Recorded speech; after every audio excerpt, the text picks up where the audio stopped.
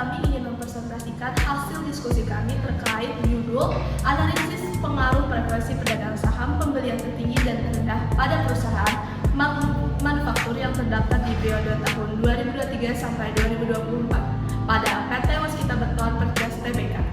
Pertama-tama izinkan kami memperkenalkan diri terlebih dulu, yaitu saya sendiri Nur Hidayah dan rekan saya Aisyah Razana, saya Mekha Madani, saya Sofia, saya Muhammad Wildan. Baik, materi pertama akan disampaikan oleh rekan saya bernama Agnes Ramadhani.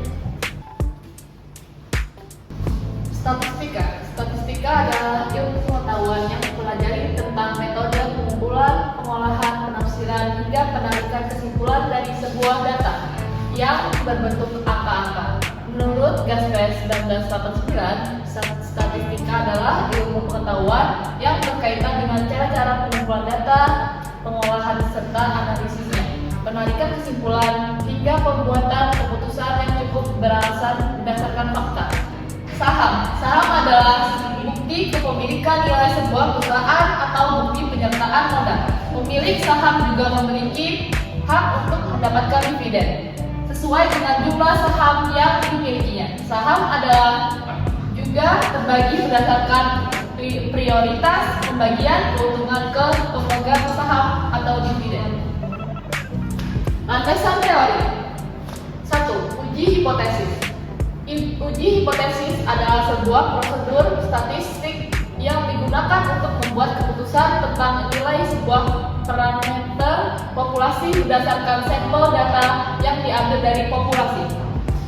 2. Regresi linier. Regresi linier adalah teknik analisis data yang memprediksi nilai data yang tidak diketahui dengan menggunakan nilai data lain yang terkait dan diketahui.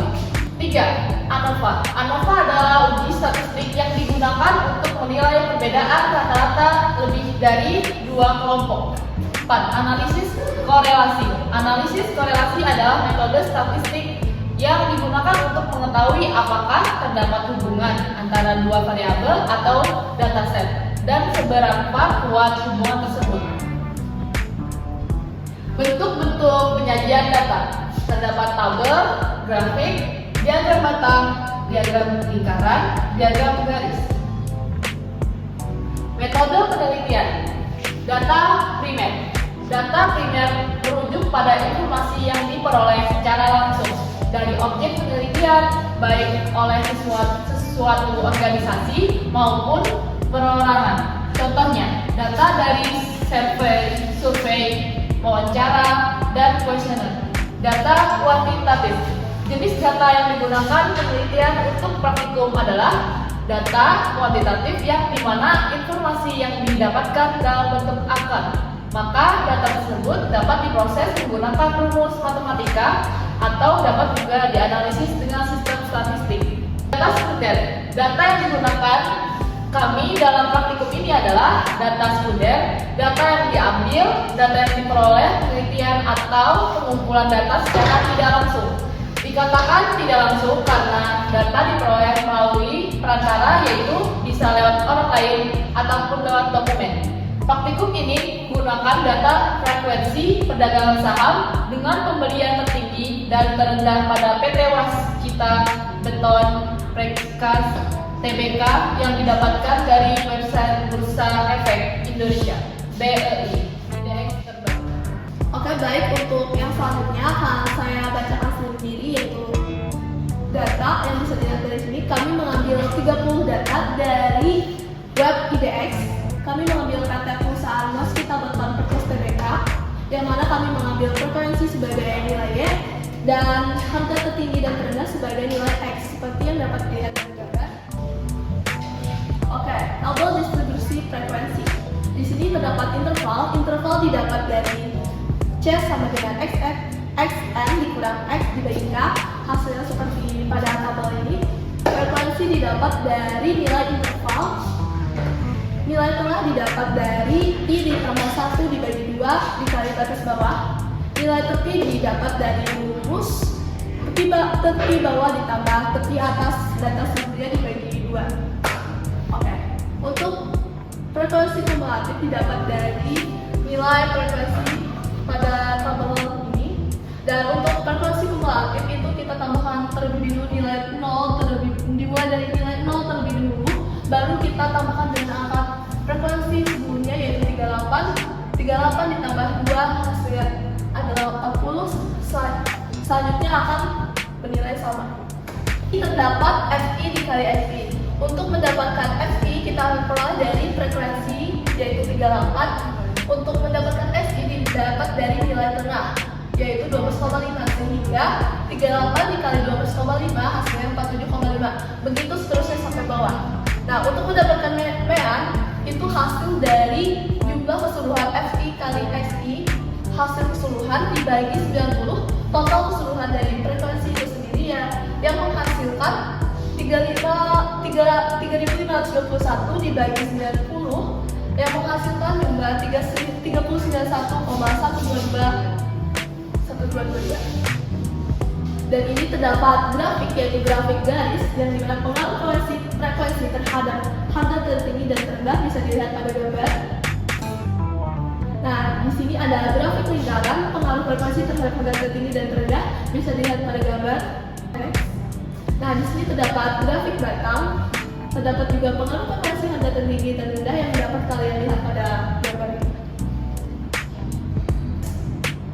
Oke, statistik deskriptif ini didapat dari aplikasi SPSS yang dimana deskriptif bisa kalian lihat pada gambar deskriptif. Nilai statistik X1 yaitu 30, X2 30, Y 30. Nah, ini statistiknya ada X1 39, X2 40, Y yang 93. Dan seterusnya itu bisa kalian lihat pada tabel yang kami sajikan. Statistika deskriptif, frequency statistik.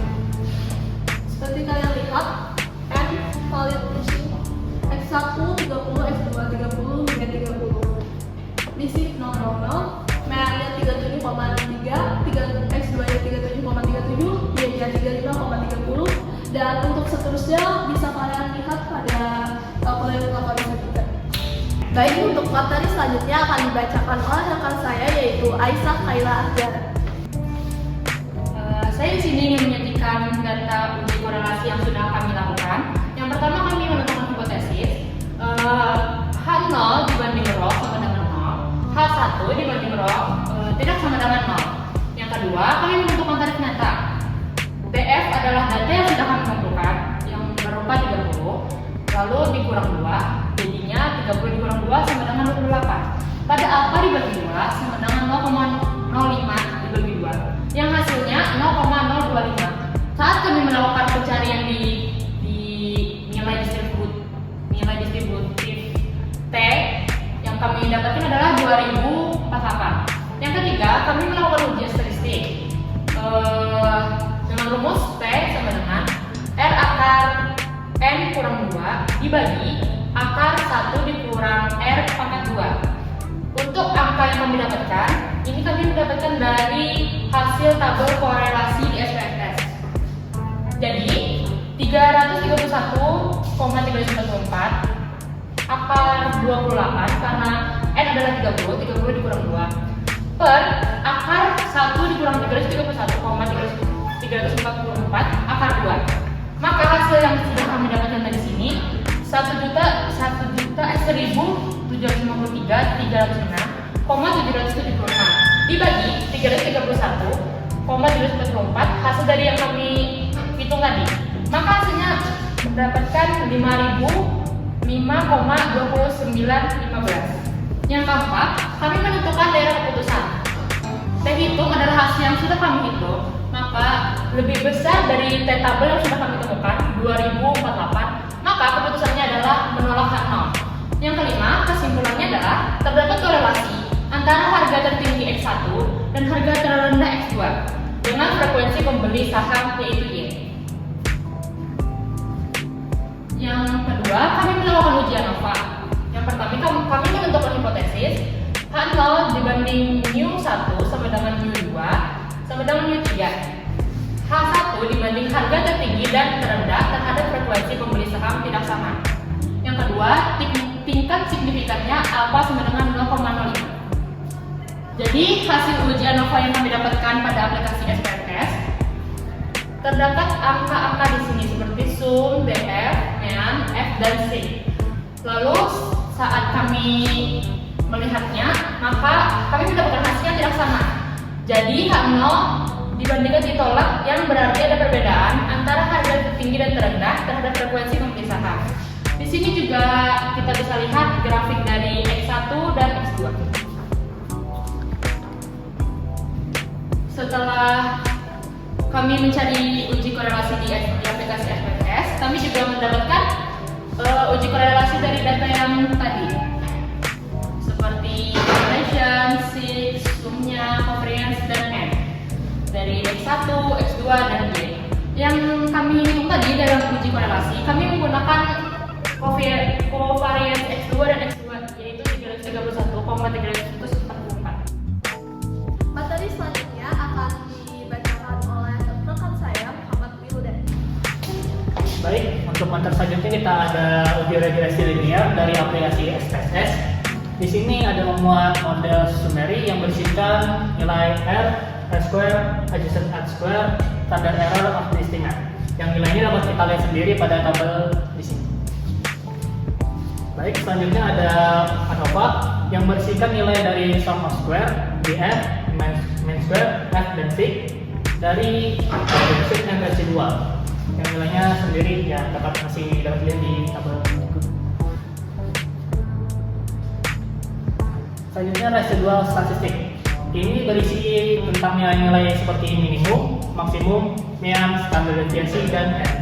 Dari predicted value, residual, STD, standar predicted value, dan standar residual. Dan nilainya seperti berikut. Untuk selanjutnya ada tabel coefficient yang berisikan model standar coefficient S, T, dan C untuk data dari konstan X1 dan X2. Selanjutnya ada tabel histogram yang berisikan data-data variabel Y, yang dimana yang vertikal ini adalah frekuensi dan yang horizontal ini adalah radiation standar residual. Baik, selanjutnya ada normal plot of regression standard residual dependent variable yang bentuknya seperti ini. Selanjutnya ada descriptive statistik yang berisikan mean, standard deviation, dan N dari nilai Y, X1 dan X2. Selanjutnya ada correlation lagi, yang ini ada bentuk dari untuk persen, SIG, dan N dari setiap nilai yaitu Y, X1 dan X2 masing-masing. Dan diakhiri dengan model summary lagi yang ada nilai dari R, S square, adjusted R square, standard error of the estimate, change statistic, R square change, F change, BF1, DF2, dan SIG F change. Materi selanjutnya akan dibacakan oleh rekan saya, Sophia.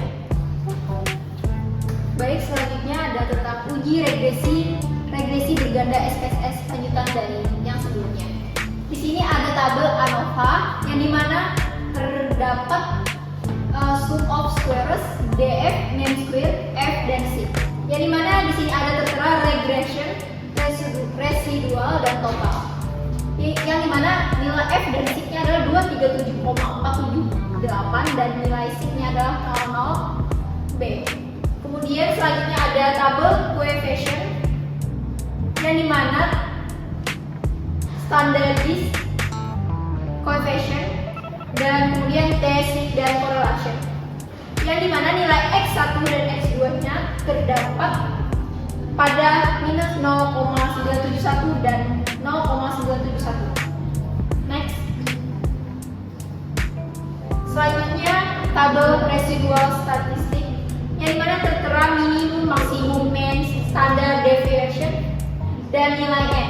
Yang dimana nilai N itu adalah jumlah data yang sudah diteliti sebelumnya dan dianalisis sebelumnya. Kemudian di sini ada predicted value, residual, standard predicted value, standar residual, dan bisa dilihat nilai-nilainya. Kemudian di sini ada grafik titik yang dimana normal PP plot of regression, standardized residual, dependent variable, variabel Y. Kemudian observasinya di bawah observasi komprot, expected komprot. Bisa dilihat seperti di samping. Selanjutnya grafik histogram, yang dimana histogram ini adalah dependent variable Y. Kemudian untuk regressionnya standaris residual didapatkan mean 2,24 standar deviasinya 0,965 dan n-nya jumlah datanya yaitu 30.